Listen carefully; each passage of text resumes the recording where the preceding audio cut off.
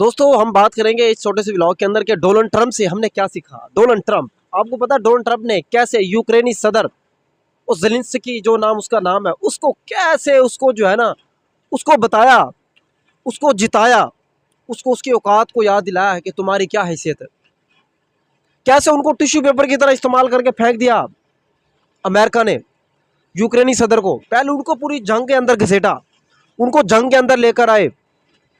याद रहे दोस्तों, ये बड़ा सबक, बहुत बड़ा पॉइंट है कि अमेरिका जो है कैसे यूक्रेनी सदर को उस रूस के साथ जंग के अंदर लेकर आया और अब कहता है कि जंग बंद करो और ये मादनियात हमें दे दो, बस बहुत हो गया, अब अपने बहुत नुकसान हो गया, हम नहीं जीत सकते। और याद रहे दोस्तों, उसकी हैसियत, उसको कहता है कि तुम्हारी हैसियत ही नहीं है कि आप हमसे ऐसे बात करें।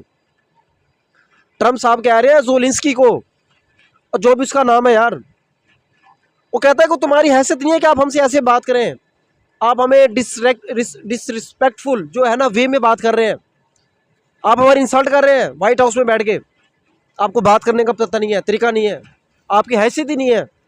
तो मेरे ख्याल में ये जुमला जो ना आपकी हैसियत ही नहीं है, इससे बड़ा तो कुछ जुमला हो ही नहीं सकता। तो बहुत बड़ा जुमला है। कैसे टिश्यू पेपर की तरह यूज़ करके उठा के फेंक दिया।